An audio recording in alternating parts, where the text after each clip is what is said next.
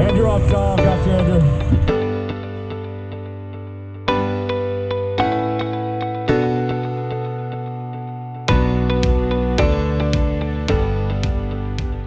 What's up? Back again for another daily fishing video here on Andrew Upshaw Fishing. I hope y'all enjoyed yesterday's video about the most natural technique.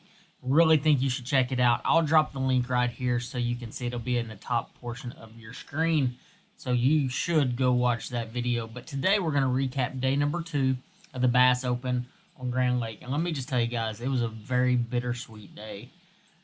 I started out the day knowing for a fact that there was absolutely nothing I could do to try to make the Elite Series. It was the very first day of the entire year that I just knew there was no shot. You know, I'd done the points, I'd done all the number crunching, and there was just absolutely no way I was going to make it. So that kind of started off the tournament kind of bleak, or that second day kind of bleak. And it was one of those days where I just was like, you know what? I got to pick myself up, and I just got to go make good decisions. So I started right there by takeoff, and I was like, maybe I can capture a couple keepers, and I didn't. There was no wind. It was like complete glass out there. And like I told you on day 1, I did not follow the conditions. Well, that day I was determined to fish the conditions. And that's exactly what I did. So I start out, and I'm starting there by takeoff. I'm throwing a crankbait. It's dead calm. There's nothing really going on, nothing happening. Don't get any bites. And I'm like, all right, I'm going to roll to a topwater stretch that I hadn't fished the entire week. It's just a place that I've caught them in the past, and I knew a few guys that caught them on topwater. So I was like, you know what, let's just roll to it, see what happens. As soon as we pull up, my co-angler catches a keeper. I'm like, heck yeah, buddy. He's got a chance to make a check. So I'm like, man, I'm doing my best to try to get him as many fish as he can. And then we go to my shad wrap area, and we fish through there. Once again, dead calm, no wind, high sun, post frontal.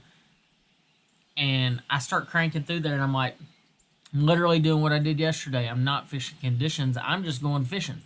It's basically what I'm doing at this point.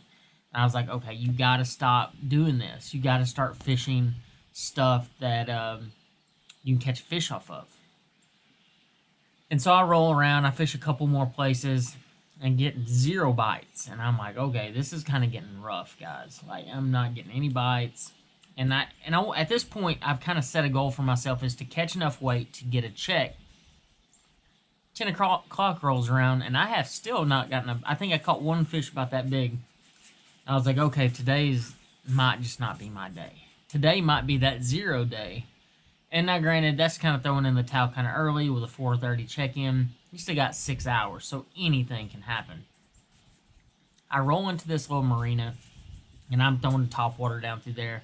And honestly, I'm just trying to get a big bite, trying to catch a clue more so than catch a fish. And if you don't know what I mean by that, is I'm just trying to figure out something that I can run with, whether it be a topwater, flipping docks, whatever it may be. I'm just trying to figure out a pattern I can run for the next few hours and try to get some bites. So I'm just kind of practicing at this point. I fish behind these marinas with a topwater, and I curve around the outside of this marina. I flip up there with my rage bug. One eats it, and I lose it. And I'm like, man, that actually felt like a pretty decent one.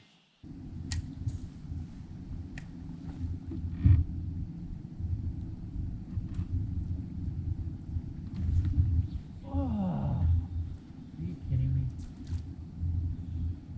I go down a few stalls, and I get another one, and it just swims out with it, and it just drops it before I even get the hook set. But I'm like, you know what? Maybe these fish are going to fire on docks today. I need to go hit a few of my docks that I did not catch anything off of yesterday. I need to go hit a few of them and see what happens.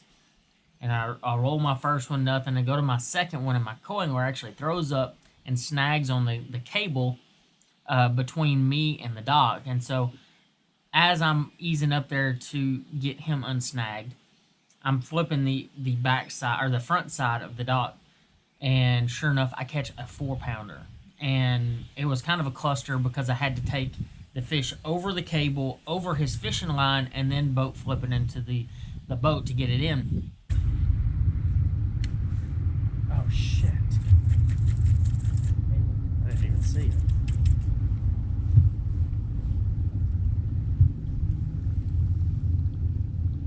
That's twice.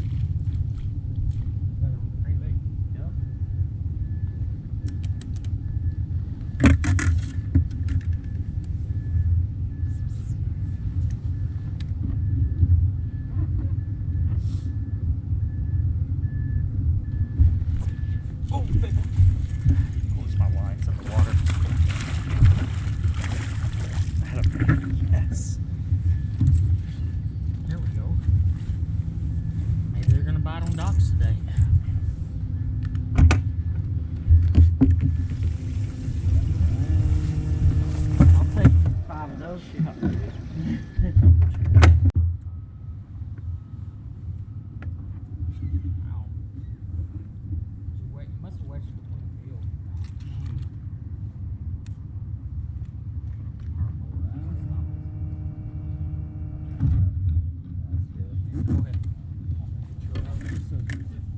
Here, I'll hand them to you.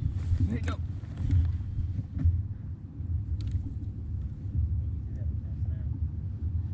Here, I'll yeah, I'll hot mess.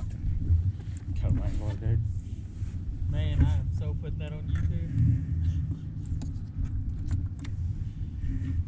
YouTube. That whole chain of events is pretty funny. But I was using 25-pound Strike King fluorocarbons. I really wasn't that concerned about the line breaking or anything like that. It's just the fact of you've got so many obstacles in the way.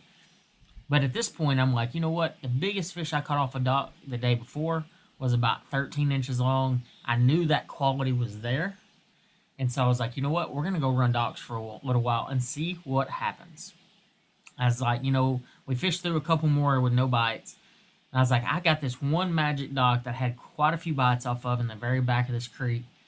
I was like, let's roll back there. I said, I saw a boat on it yesterday, and I kind of fished behind them and never had a bite. So, and I hadn't seen anybody running there to it that day, you know, because I was kind of fishing that general area anyway. So I was like, you know, let's roll back there. And so I run all the way to the back of this creek, and I pull up on this dock, and I'm flipping out on the outside of it, and nothing. And I pull up to the walkway, almost the exact same place that I caught the 4-pounder on the previous dock, and I flip up there, work it for say I'm flipping over the cables because the cables are about this far off the water. You couldn't skip a bait under them. You had to just flip over them. I flip it up there and I work it for a second. And I'm, you know, if you watch my video yesterday, you're gonna know exactly what I mean. I probably didn't even let it hit the bottom, and I was already shaking it because I was trying to fish too fast. And I start reeling it in, and I feel something, and my line just goes under the cable. I mean, like, completely goes under the cable. So I set the hook. It's like a 2.5-pounder, and it's just dangling on this cable, and my line's just fraying, and I can just see it fraying. I'm like, oh my gosh. I get up there, and I just boat flip it off that cable.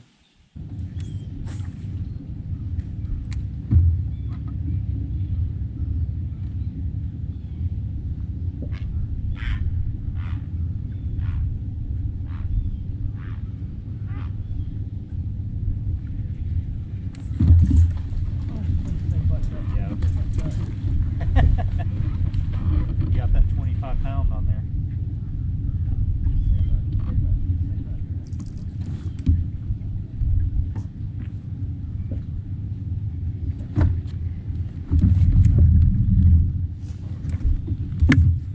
He ate it when I started reeling it in.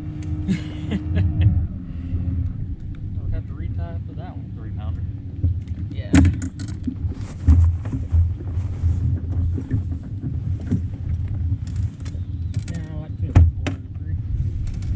Luckily, get it in, and I power pole down, you know, and that's the big thing about power poles. You know, I get a lot of questions like, why do you use power poles?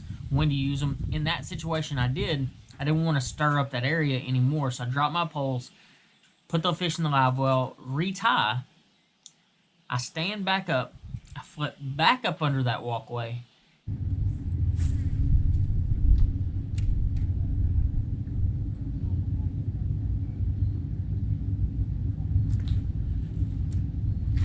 Dang, dude. Go.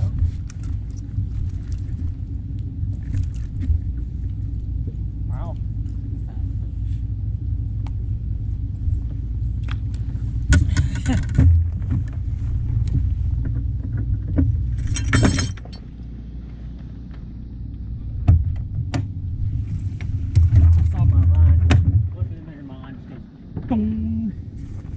And it is as much shake at one time, another one eats it. I catch number 3. It's another 2 to 2.5 pounder. And at this point, I've got 3. It's 10:30. So at 10 o'clock, I had 0. And that's legit. I literally had 0 fish at 10 o'clock. And by 10:30, I had 3, 2 to 2.5s, and I had a 4-pounder. I'm like, same situation as the day before. I was like, you know what? I've got a decent bag. I can catch 2 more fish, like, no doubt. Well, here we go. Here comes the saga. So I go for hours. I get 1 keeper bite, and it was kind of a freaky keeper bite, and I didn't get it on camera. But basically, I'm throwing a square bill, and I'm throwing it up next to a dock.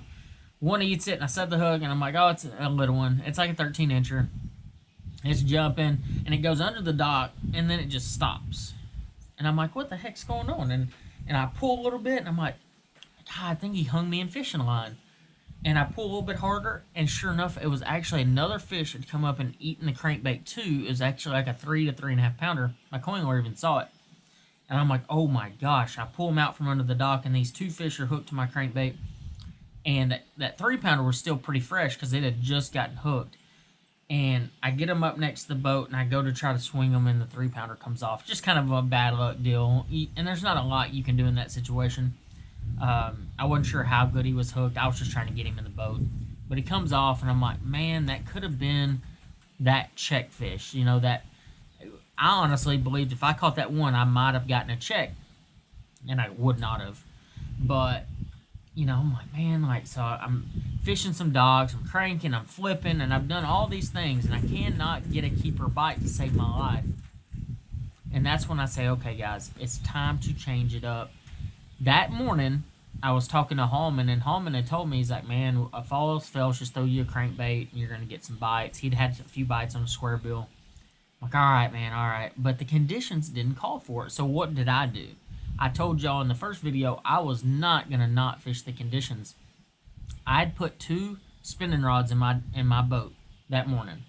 And at the start of the tournament, I had 1, and it was just for a shad wrap. But I ended up putting a shaky head and a drop shot in my boat. And it was solely for the situation that if it got post-frontal, dead calm, and really, really tough, I would pick them up to try to capitalize on a few keeper bites later in the day. Sure enough, I had that exact condition happen. I could not catch a fish flipping. I could not catch a fish cranking. I couldn't catch a fish doing anything at all. I pick up my shaky head. I go to a bridge, community hole area. No doubt about it. First cast with my shaky head, I catch a 2-pound spotted bass. And I'm like, here we go. 5 casts later, I catch me another keeper spotted bass.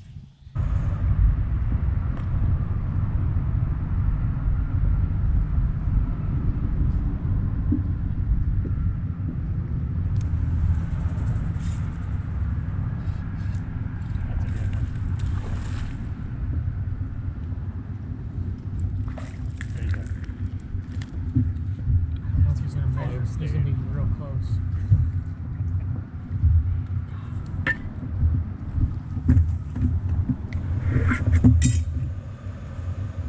Oh yeah, he measured. And which are still 14 inches, so they're the exact same size as keeper largemouth. They're just keepers.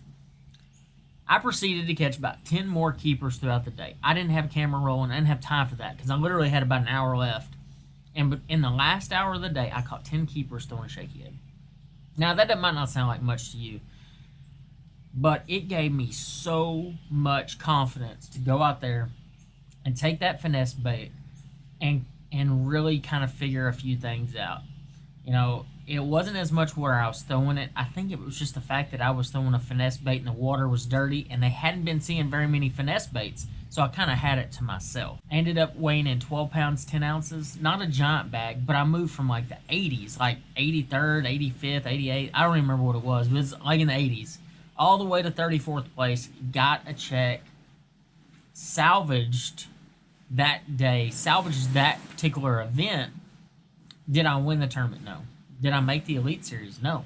But I accomplished that goal of the day, and that goal of the day was to catch 5 and do the best I could, fish the conditions, and get a check. And that's exactly what I did. Guys, I hope y'all enjoyed this particular year of tournament footage. I know I didn't get every single tournament. We had some really foul weather at a few different events.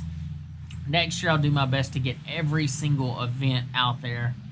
I really do appreciate all of your support. We will do a complete tournament recap of the Opens, talk about all of it, talk about the year here soon.